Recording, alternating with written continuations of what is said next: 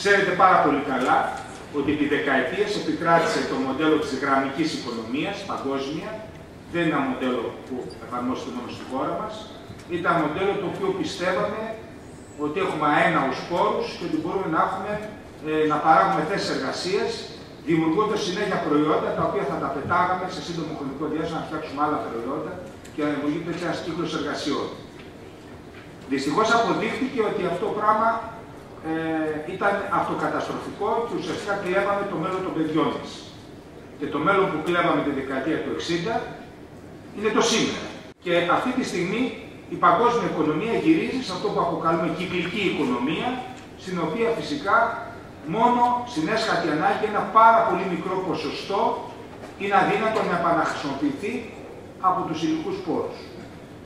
Στην Ελλάδα αυτή η κυκλική οικονομία δεν έχει ακόμα διεισδύσει επαρκώς. Και δεν έχει διεισδύσει γιατί συγκεκριμένα συμφέροντα που εκμεταλλεύονται αυτό το χώρο που λέγονται απορρίμματα και ιδιαίτερα τα αστικά απορρίμματα, προφανώς είχαν μάθει να κερδίζουν βάσει αυτής της πραγματικότητας της διαχείρισης των αποβλήτων. Ωστόσο, πρέπει να καταλάβουμε ότι η χώρα, η δική μας, δεν πρέπει να πρωτοστατεί.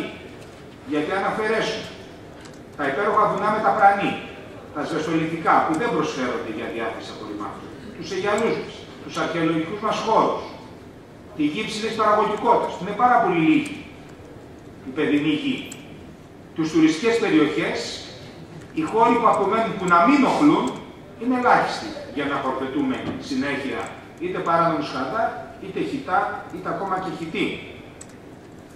Και επιπλέον είμαστε μια χώρα που τον έχουμε ανάγκη αυτόν τον πόρο. Είμαστε μια έντονα εισαγωγική χώρα που είναι κρίμα πόροι που τους έχουμε αγοράσει και τους εισάγουμε, όπως το πλαστικό, το αλουμίνιο που βγαίνει από δικά μας στα βουνά ή άλλα υλικά, ακόμα και τα βιοαπόβλητα, να τα πετάμε για να αγοράζουμε συνεχώς άλλα. Θα αναφέρω πολύ σύντομα τα χαρακτηριστικά του νέου ΕΣΤΕ σε σχέση με τις πολιτικές του παρελθόντος. Πρώτα απ' όλα, μιλάμε για ποικιλότητα και ευελιξία. Δεν ερχόμαστε να διατάξουμε, δεν ερχόμαστε να βάλουμε σε καλούπια τις τοπικές κοινωνίες. Ξέρουμε πάρα πολύ καλά ότι οι ελληνικές κοινότητες έχουν τεράστια ποικιλία και σε πληθυσμιακό και σε γεωγραφικό και σε επαγγελματικό δυναμικό. Άλλες περιοχές είναι εντατουριστικές, άλλες είναι παραλιακές, άλλες είναι βουνά. Άλλοι δήμοι είναι διάσπαρτα μικρά χωριά σε πολύ μεγάλες αποστάσεις μεταξύ τους. Άλλοι δήμοι έχουν μεγάλη πληθυσμιακή συσσόρευση. Ήταν αδύνατο λοιπόν και είναι παράλογο να έχουμε μία συνταγή για όλα αυτά. Άρα το κύτταρο του νέου σχεδιασμού είναι ο Δήμος. Και για να πω κάτι παραπάνω, ο φορέας του νέου σχεδιασμού είναι ο Δημότης. Ξεκινάμε από το Δημότη. Για τα απόβλητα, μέχρι να γίνουν απόβλητα, ανήκουν στο Δημότη, ο οποίος με τη σειρά του τα δίνει στο Δήμο. Και από εκεί πέρα έπρεπε να έχει ο Δήμος την ευθύνη, αλλά και τα εργαλεία, το τονίζω και τα εργαλεία, τα οικονομικά και τα γνωσιολογικά, για να μπορεί να διαχειριστεί ο καθένας όπως νομίζει, όπως κρίνει τα αποβλητά. Άρα μιλάμε λοιπόν για αυτή την ποικιλότητα και την ευελιξία που δεν υπήρχε στο σύστημα του παλιού. Με τη σειρά του οι Δήμοι δεν είναι υποχρεωτικό ο καθένας μόνος να πέσει στα βαθιά νερά, γιατί άλλοι μπορούν, άλλοι δεν μπορούν, άλλοι έχουν χώρους, άλλοι δεν έχουν χώρους, αλλά μπορεί να γίνει σύμπραξη με όμορους Δήμους. Και αυτό είναι πάρα πολύ σημαντικό, αλλά πάλι είναι σε μια βάση εθελοντική των Δήμων και όχι σε μια υποχρεωτική. Δεν θα πούμε εμείς, λέει, σε ποιο Δήμο να πάει πού και να συμπράξει με ποιον. Και δεν πρέπει να το λέμε εμείς ως κεντρικό κράτος. Αυτή είναι μια ακόμα καινοτομία. Άλλο σημαντικό ζήτημα είναι η στοχοθεσία. Αλλάζουμε τελείως τη στοχοθεσία. Μιλάμε πια για φιλόδοξη στοχοθεσία. Μιλάμε για φιλόδοξη στοχοθεσία, η οποία δεν αφορά μονάχα τη σημαντική απομείωση των απορριμμάτων, η οποία είναι υποφελία του πολίτη, αλλά κυρίως αφορά και το πώς θα διαχειριζόμαστε αυτά τα ανακυκλώσιμα. Δίνουμε πάρα πολύ μεγάλη έμφαση στα βιοαπόβλητα. Ξέρετε πάρα πολύ καλά ότι αυτό που κάνει τα σκουπίδια να είναι σκουπίδια είναι τα βιοαπόβλητα. Εκεί να δημιουργούν την οξέωση, εκεί να δημιουργούν τα μικροβιακά φορτία, εκεί να δημιουργούν τα σφραγίσματα, τα επικίνδυνα, αυτά που λύνουν τον υδροφορέα. Τα υπόλοιπα στερεά απόβλητα είναι ανακυκλώσιμα και όπου και να τα πας μπορούν να αξιοποιηθούν εύκολα. Ήδη λοιπόν αυτή τη στιγμή η πρώτη μας έμφαση είναι να διαχωρίζουμε το βιοαπόβλητο. Πηγαίνουμε στη μεθόδους διαχείρισης. Ξαναλέω ότι ο πυλώνας είναι ο Δήμος. Ωστόσο, ο Δήμος μπορεί, αν θέλει και όσο μπορεί, να συμπράττει με την κοινωνία των πολιτών, με κοινωνικές συνεταιριστικές επιχειρήσεις, με πρωτοβουλίες, κυρίως για την εκπαίδευση με εθελοντές, για την εκπαίδευση των πολιτών. Δίνω όμως πολύ μεγάλη προσοχή, ώστε να μην αποτελέσει η κοινωνική οικονομία και η ελεύθερη οικονομία, που είναι πυλώνας σήμερα για την έξοδο της Ελλάδας από την κρίση, να μην γίνει δούριος ύπος για να βαφτίζουμε αυτούς που θα έπρεπε να είναι δημοτικοί υπάλληλοι αυτοαπασχολούμενους. Γιατί συνέβησαν και τέτοια περιστατικά, αλλά το τονίζω, έχουν ως υφήμετες.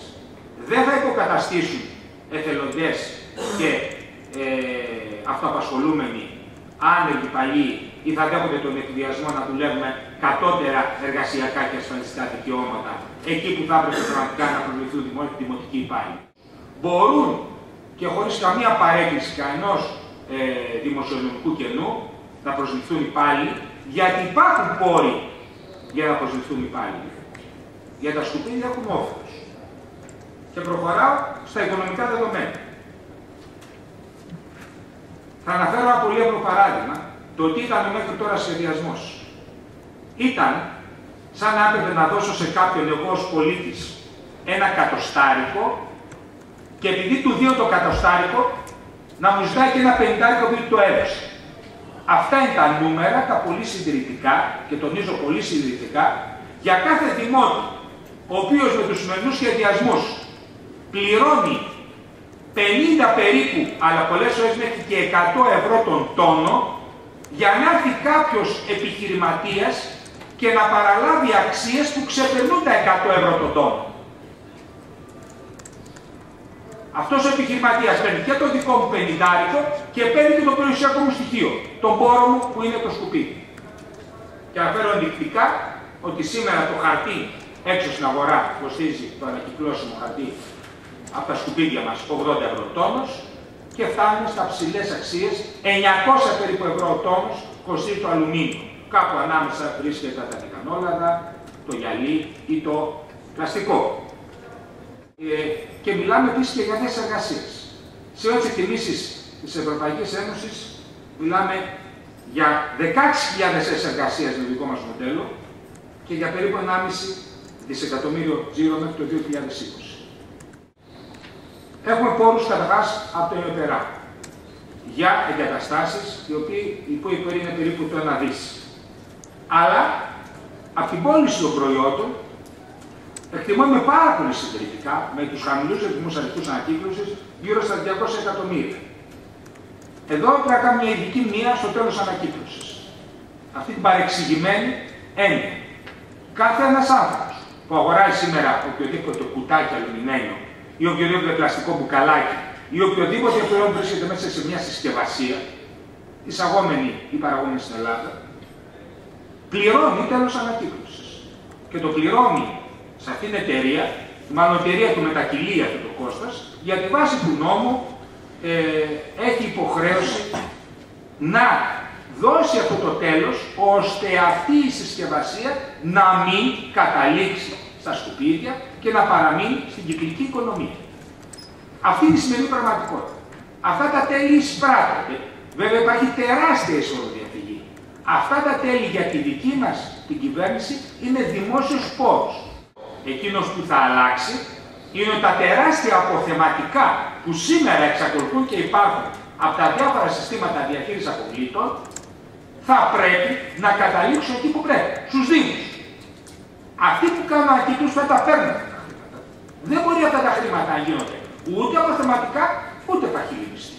Και εδώ πέρα θα παρέμβουμε εάν βλέπουμε τα χρήματα δεν καταλήγουν εκεί, στο σκοπό για τον οποίο πάρθηκαν από τον πολίτη. Είμαστε κατηγορηματικοί σε αυτό. Ξέρω, και δεν είναι ελληνικό φαινόμενο, ότι υπάρχουν πάρα πολύ σημαντικά οικονομικά συμφέροντα στον χώρο των απορριμμάτων.